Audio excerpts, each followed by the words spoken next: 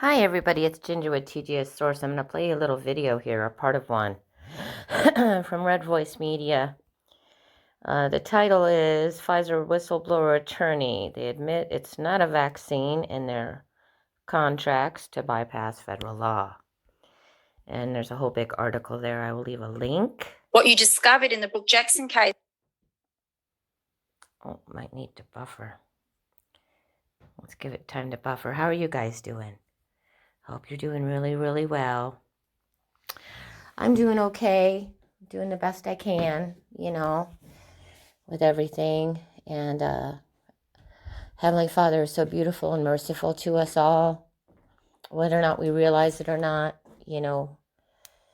We have these experiences to strengthen us and to strengthen others. Because when He comes through for us and after we've prayed and our prayers are answered, either way, whether we get what we think we wanted or we don't get what we think we wanted, it's all for His perfect will and the perfect outcome for everybody concerned. And these little faith-bending sessions, let's see if it'll play. About how Pfizer is referring to their product. Yeah, I mean, looking at Pfizer's own court filings, what they say, I mean, I'll read this to you. It's kind of astonishing language. It says, because of pandemic exigencies, the agreement was not a standard federal procurement contract, but a quote unquote prototype agreement executed under 10 U.S.C. 2371B.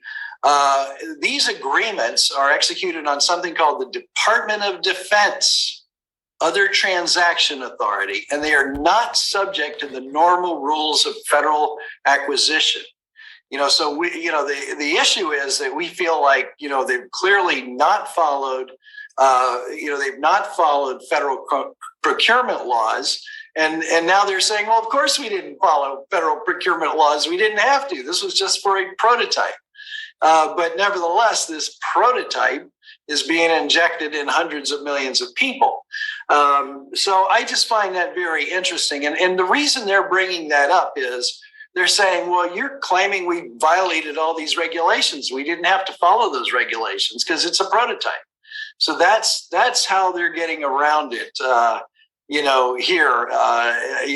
they're trying to get around it in our case. We'll see about that. I mean, we've got months to build a defense, to this motion and to figure out the legal ways around this. And we're in the midst of doing that and working through the legalese here.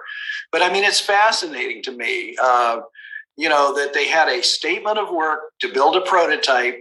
And then once they got that, approval or EUA, then they could start injecting people and get $19.50 per dose.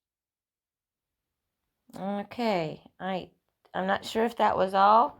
It might have been all, but even if it isn't all, go ahead and go to Red Voice Media. They've got some great stuff there you might be interested in.